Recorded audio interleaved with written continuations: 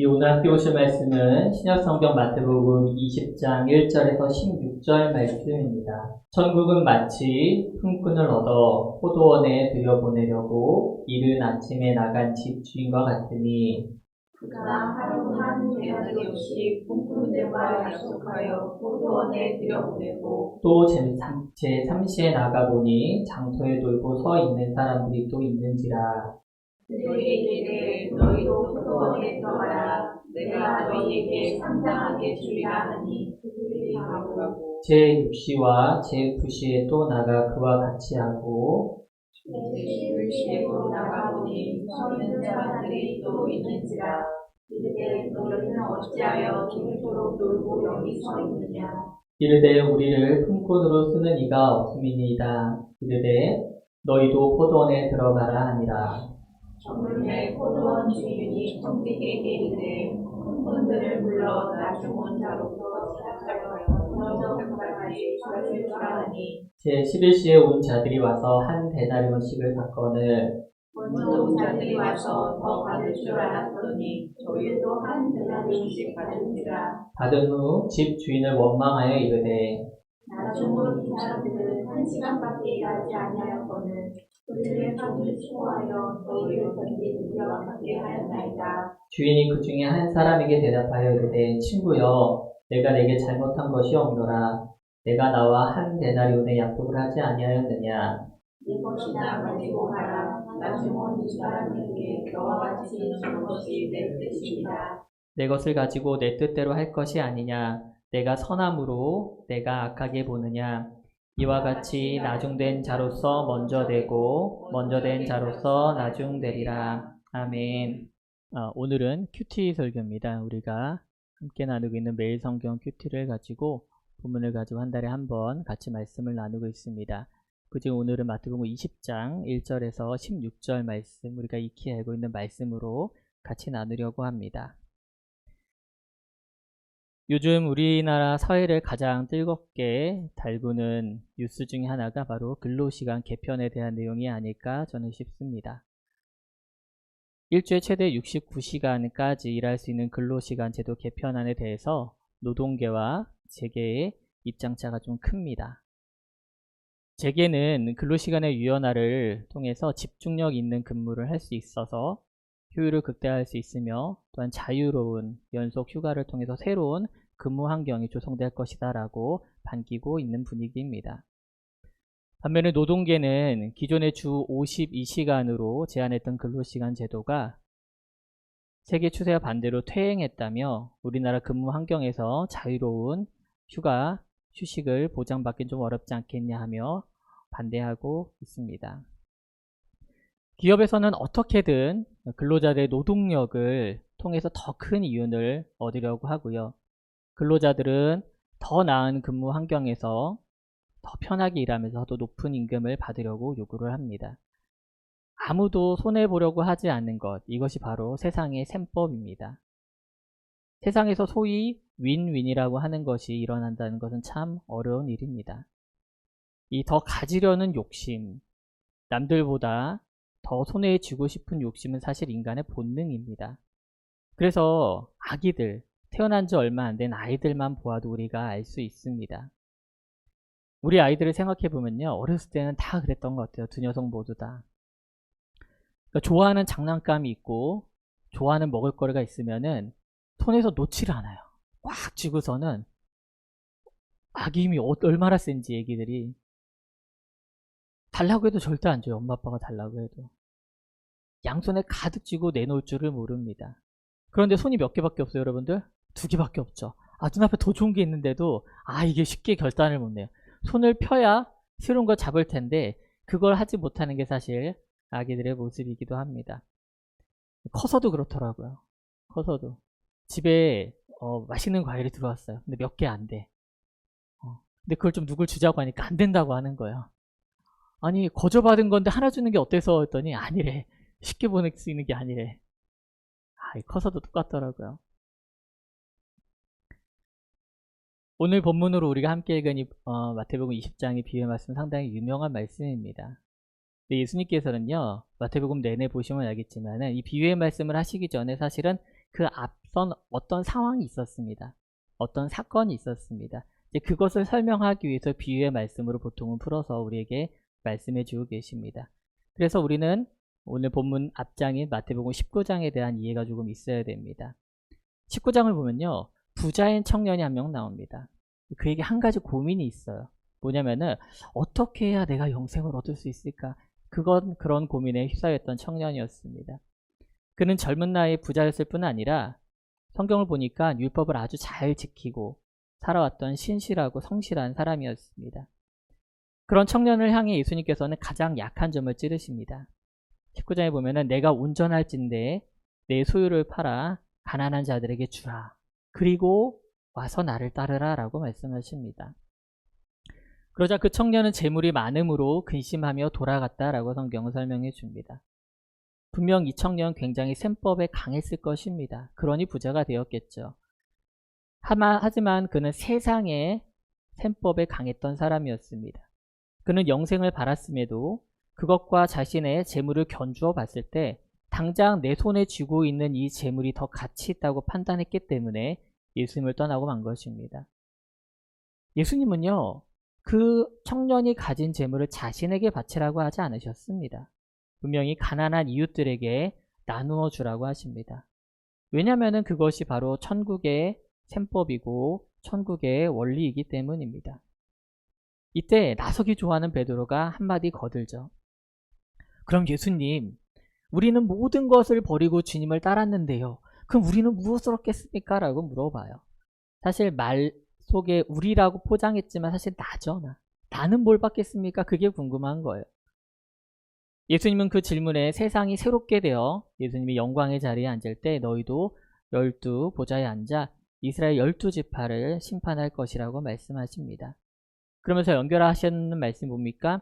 그렇게 먼저 된 자가 나중되고 나중된 자가 먼저 된다는 것을 그 청년에게, 제자들에게, 그리고 또한 이 자리에 앉아있는 우리들에게도 말씀을 해주십니다. 아마 그 얘기를 듣고 베드로는 서로 굉장히 좋았을 거예요. 내가 비록 이 땅에서는 가진 것도 없고 있는 것도 없고 다 버리고 예수님을 따랐지만 이 땅에서 내가 나중됐을 천국에서 내가 먼저 된 자가 되겠지라고 생각이죠. 여러분들 뒤에 다시 나누겠지만은 천국의 원리를 아주 정확하게 인식한 건 아닌 것이었습니다. 그래서 오늘 본문 20장을 보면요, 또 예수님이 이 말씀을 하세요. 먼저 된 자가 나중되고 나중된 자가 먼저 될 것이라고 말이죠. 예수님은 이 재물 많은 청년과 또한 많은 사람들이 세상의 셈법으로 살아가고 있음을 지적하십니다. 동시에 20장 말씀을 통해서 천국의 셈법은 어떠한지 우리에게 다시 보여주고 계십니다. 20장을 시작하면서 1절을 보게 되면은 천국은 집주인과 같다고 말합니다. 천국은 집주인과 같다. 즉 집주인의 말과 행동을 통해서 우리는 천국의 원리를 엿볼 수 있다는 것이죠. 비유를 보면 아주 이른 아침부터 시작합니다. 아마 해가 떠서 겨우 사람이 식별될 정도의 시간이 아니었나 싶습니다. 품꾼을 얻어서 포도원에 들이려는 주인이 일찍부터 나가서 품꾼들을 불러 모읍니다. 주인이 정한 품삯은 한 데나리온입니다. 우리 보통 하루 일꾼의 삭시 바로 한 데나리온이거든요. 이른 아침에 나가서 일꾼을 모아온 주인은요, 제3시, 성경에서 나오는 시간은요, 우리가 알고 있는 것에다가 그 시간에 더하기 6을 하시면 편합니다. 그러니까 제3시면은 오전 9시를 말합니다. 오전 9시에 나갔더니 여전히 장터에서 빈둥거리는 사람들을 보아요. 그리고 그 사람들을 자신의 포도원에 다시 일꾼으로 부릅니다. 제가 요즘에는 잘 모르겠는데 이제 일명 노가다라고 하죠. 일용직, 건설 일자리도 이런 식으로 뽑아서 일을 했습니다. 제가 뭐 몸이 안 좋아서 직접 가서 일해본 적은 없지만 친구들이 대학생 때 보면은 방학 때 거의 한두 번씩 다 경험을 하고 오더라고요. 가면은 새벽부터 일단 나가요. 사무실에 나가서 이렇게 서 있어요. 그러면은 승합차가 쫙 한 대 와요. 바깥에서 할 때 이거 안 사무실에 쓰는데 그러면은 어디 몇 명 이렇게 불러요. 그럼 사람들이 딱 서가지고서는 오세요 오세요 이렇게 해가지고 딱 데리고 나갑니다. 근데 그 자리도 여러분들 이 높고 낮음이 있어요. 조금이라도 기술이 있어야 뽑혀나간다는 거예요. 뭐 미장이든 타일이든 뭔가 경험치가 있어야 그 사람들도 아무리 일용직 근로자일지라도 데리고 간다는 거예요. 그러고 나서 이제 또 뽑아갔는데 사람이 좀 부족해요. 그럼 이제 사람들이 이제 이 특별한 기술은 없어. 자, 여기 앉아있다고 합시다. 우리 다 같이. 누가 제일 먼저 뽑혀나갈까요? 일단 확실한 건 저는 아닌 것 같아요. 안타깝게도. 그래서 저는 이 비유를 보면서 참 공감이 됐어요. 빈둥거리고 있는 저 사람이 나의 모습이 아닌가. 불려가지 못하는 저 사람이 나의 모습이 아닌가. 사실 이 노가다판이라고 하는 게 여러분들 아침 일찍 하는 이유가 사람을 뽑아서 하루 일당을 주고 하루 종일 부려먹는 거예요. 그러니까 사실상 아침에 불려가지 않으면 그 사람들은 거의 다시 뽑힐 확률이 없다는 겁니다.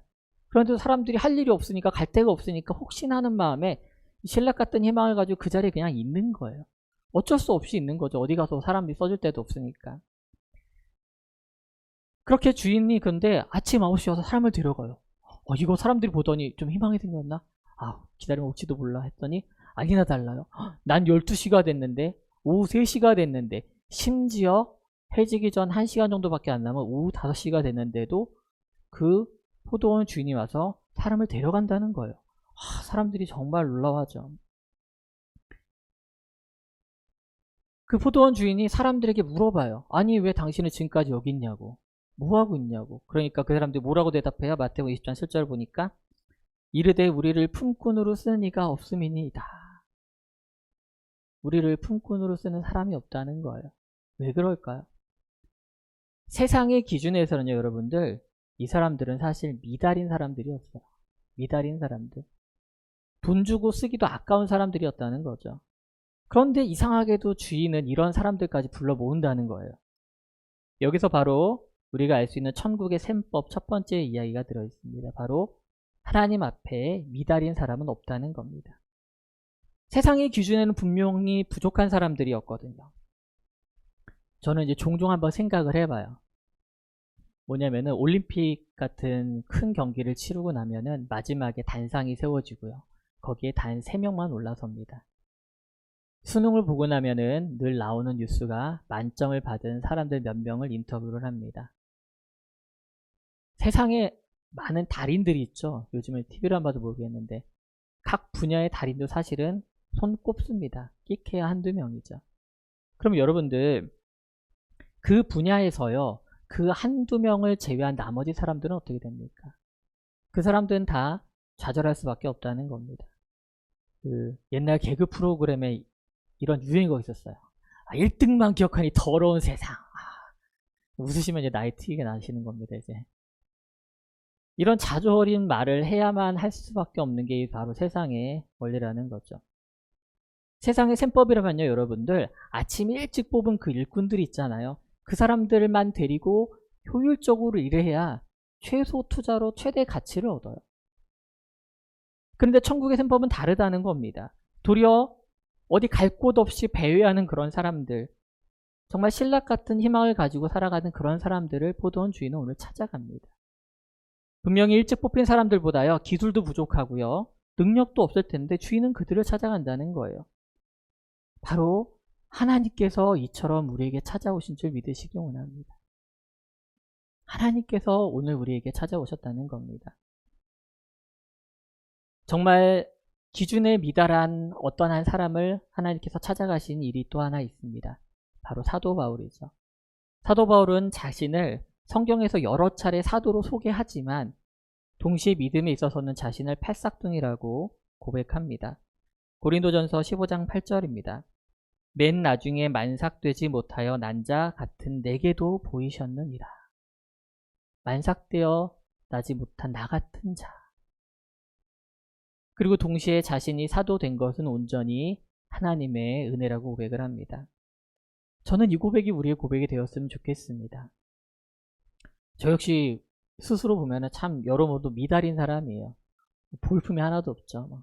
멀쩡한 데가 없어요. 머리부터 발끝까지. 어제도 예배 준비하고 있는데 옆에서 탁 뭘 따가지고서는 제 입에 넣으시더라고요. 자양강장제와 비타민을 딱 저 입에 넣으시면서 목사님, 속으로 말씀하셔서 그랬어요. 목사님 먹고 일하십시오라고 느껴졌어요. 이 주중에 또 너무 잘 먹이신 게 있어가지고 부담되더라고요. 얼마나 날 부려먹으려고. 이 미달인 사람을 말이야. 저는 종종 느껴요. 남들과 비교해서 참 저는 볼품도 없고 다른 목사님들에 비해서 너무나도 부족하고 믿음의 동역자들을 보면은 저보다 훨씬 더 믿음이 돈독하시고 좋으신 분이 참 많다는 걸 느낍니다.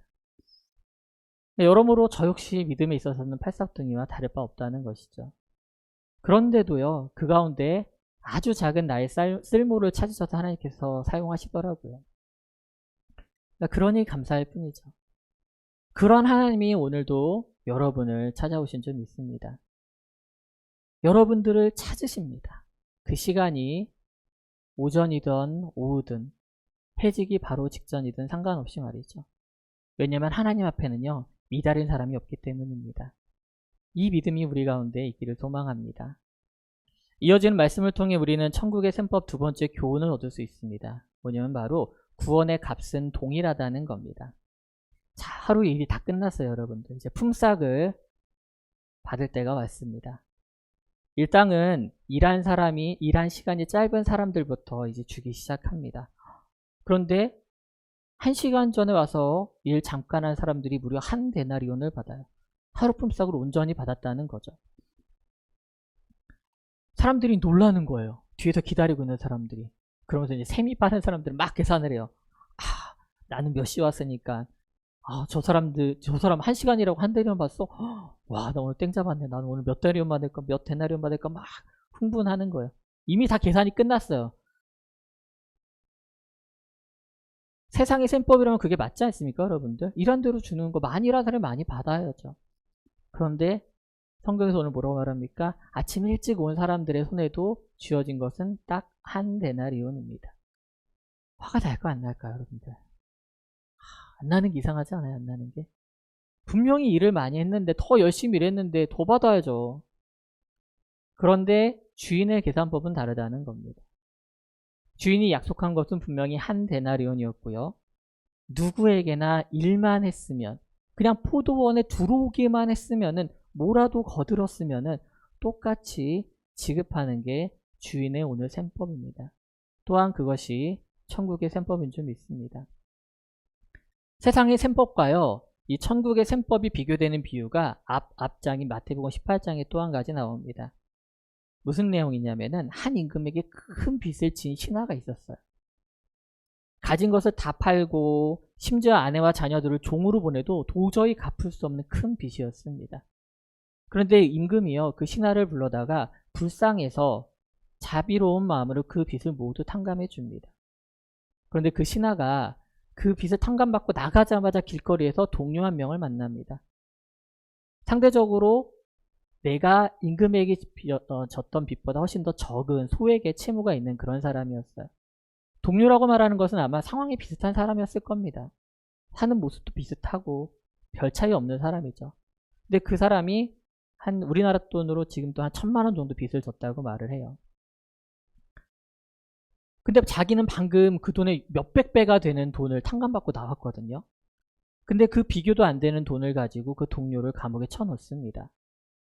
이 신하는 그 동료를 세상의 셈법으로 대한 것이죠.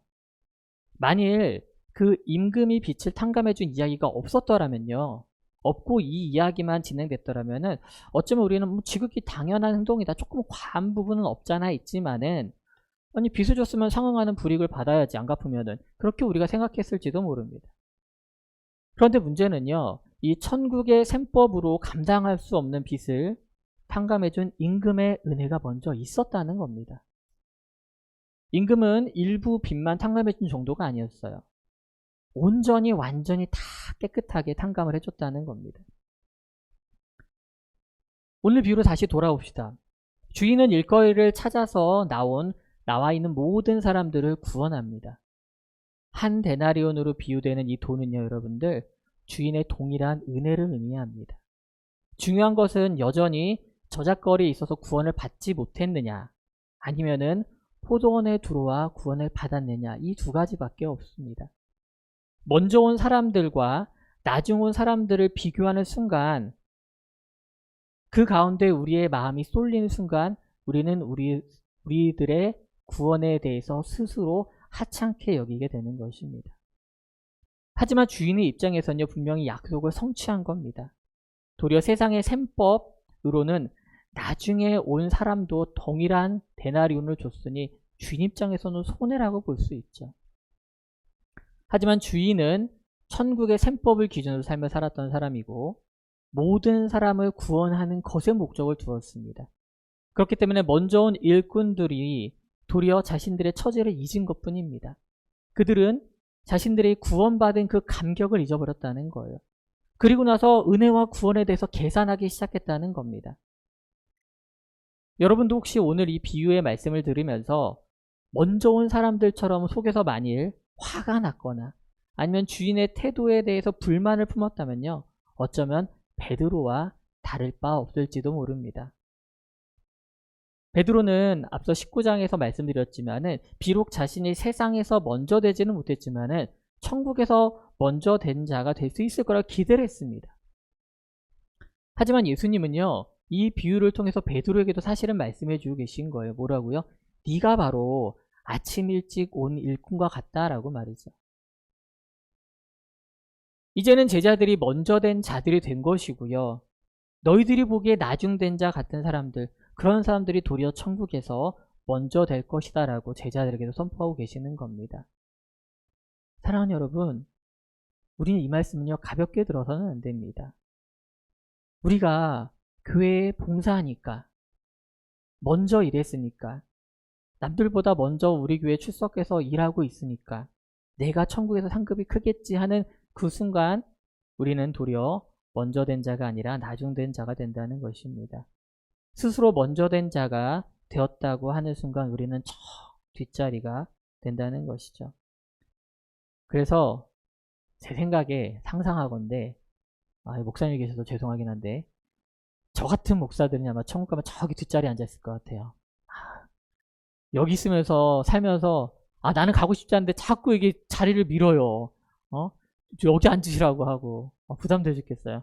강단도 없애야 되는데 키가 작아도 있는 거예요. 사실은 이게 높은 데 있으면 안 되는데.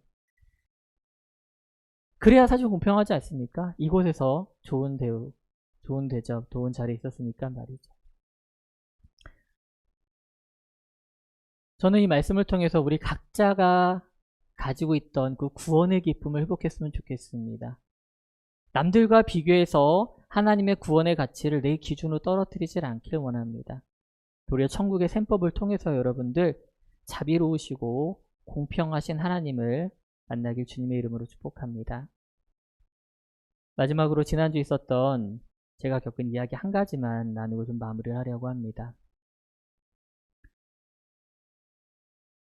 지난 월요일에 우연히 오전과 오후에 서로 다른 장례식을 참석할 일이 있었습니다.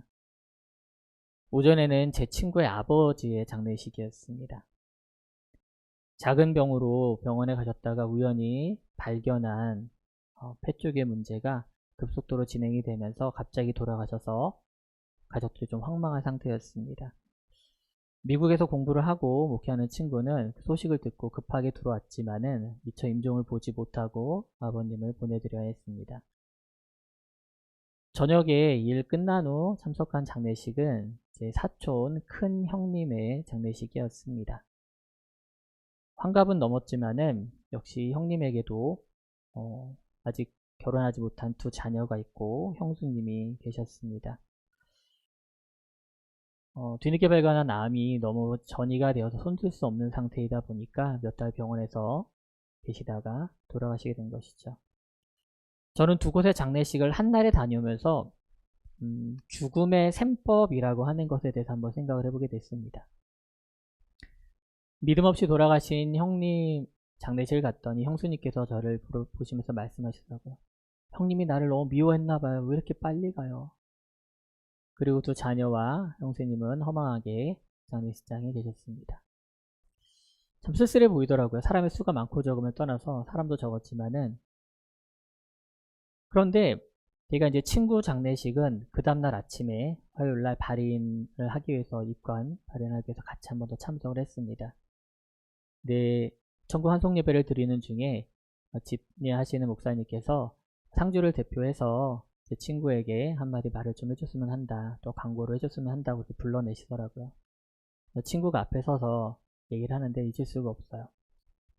아버지가 위독하신 상태에서 넘어오기 전에 통화를 했다고 합니다. 목소리 상으로 참 강건하셨고 굳건한 믿음 가운데 계셨는데 유언을 남기시는데 자신이 생각하지 못한 유언을 남기셨다는 거예요. 보통 같으면 우리 어떻게 해요? 가족들끼리 우애해라, 어머니 잘 모셔라 할 텐데 아버지께서 딱 한마디 말씀하셨다고 해요. 내게 맡겨진 양을 잘 돌봐라. 그러니까 그 얘기를 들은 친구도 생각지 못한 아버지의 유언에 참 마음이 먹먹해지더라고요. 생전에 뵌 적은 없었지만은 마치 저에게도 하시는 그런 말씀으로 저는 받아들였습니다. 그 친구가 그런 말을 하면서 앉아있는 장례식에 참석한 사람들을 향해서 말을 하더라고요. 혹시 예수 그리스도를 모르신 분이 계시다면은 지금이라도 믿음으로 받아들이시고 구원 받기를 원합니다 라고 그 자리 그 순간에 그 얘기를 하더라고요. 저는 그 자리에 앉아있으면서 죽음의 셈법이 믿는 자들 가운데서는 다르게 적용된다는 것을 보았습니다.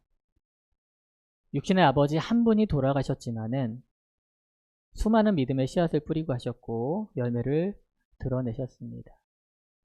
한 명의 아들에게 남긴 유언으로 더 많은 생명을 약속하셨고 마지막까지 그 자리에서 뿌리고 가셨다는 것이죠. 세상에서는 한 사람이 죽으면은 한 사람의 죽음으로 끝이지만은 믿는 자들은 예수 그리스도를 따라 믿음의 유산을 남기는 줄 믿습니다. 요한복음 12장의 말씀처럼 한 알의 밀알이 떨어져 땅에서 썩지 않으면 그대로 있고 죽으면 많은 열매를 맺는 줄 우리는 믿기 때문입니다. 예수 그리스도 한 명의 죽음이 도리어 저와 여러분 같은 수많은 생명을 낳은 줄 믿습니다. 우리 가운데에도 이 죽음의 셈법은 여전히 다르게 적용되는 줄 믿습니다. 사랑하는 성도 여러분, 우리가 비록여 지금 땅을 밟고 살고 있지만은 우리가 이곳에서 천국의 삶을 살기 원합니다. 하나님의 마음을 알아서 천국의 셈법을 이해하며 살기 원합니다. 사는 것뿐 아니라 죽음에 이를 때까지 이 믿음의 원리를 따라가며 우리 다 같이 살기 원합니다. 우리를 향한 하나님의 사랑이 드러나는 이 천국의 셈법을 우리가 이해하고 받아들여서 그 천국에 이를 때까지 그 기쁨을 우리가 날마다 알아가며 주님과 동행하는 복된 삶 살기를 주님의 이름으로 축복합니다. 잠시 기도하겠습니다.